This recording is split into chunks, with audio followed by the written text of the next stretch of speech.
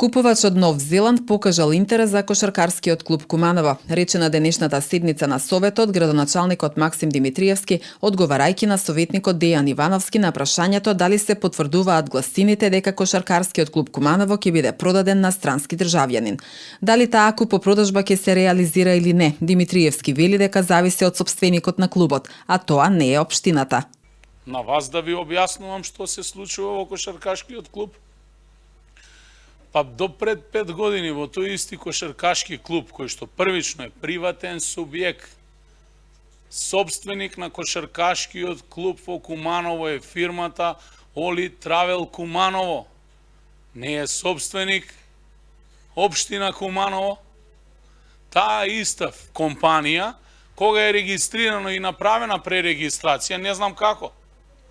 Значи, станала собственик на акционерско друштво КК Куманово. Сите одлуки ги носи собственикот. Тоа е приватен клуб.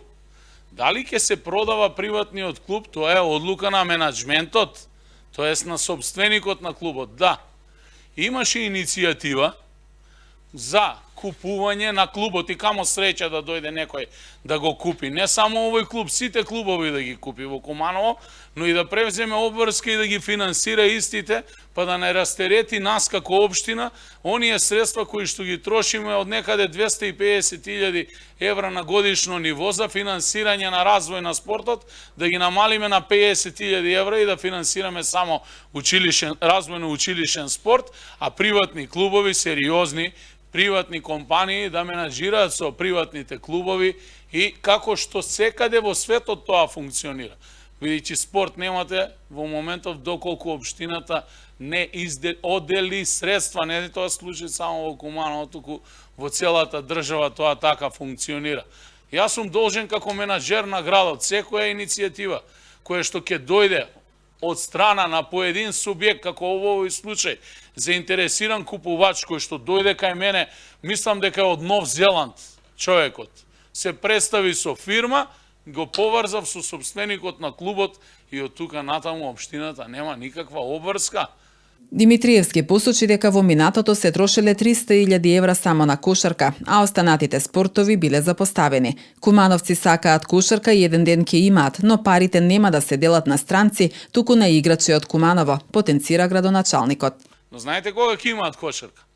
Кога ќе продолжи ваквото темпо на работа, кога ќе имаме кошаркари од 12, 14, 16, 18, 19, 20, 21 година, но кошаркари кои што се од Куманово, а не да ги делиме кумановските пари на ангро, на скапи хонорари, на третокласни играчи од Србија или од соседството, каде што сите знаеме како вешто се манипулираше со сите тие трансакции. На крајот, кога го оставија клубот, го оставија со над 200.000 евра долгови и тоа најголем дел кон управа за јавни приходи за неплатен персонален данок, а луѓето кои што влегоа таму во клубот да ги менаџираат и санираат работите, всушност сватија дека најголем дел од тие стари хонорари до 2017 година бил исплаќан во кеш. Па истите тие си пуштија тужби и повторно си земаа пари играчите кои што имаа договори. А сето, тоа го аминуваше председателот на клубот, кој што е еден од главните политички советници во партијата. Така да, мислам дека одговорите треба внатре во партијата да си ги најдете, бидејќи тие кои што го родија тој производ во Куманово се всушност се уште во вашите редови.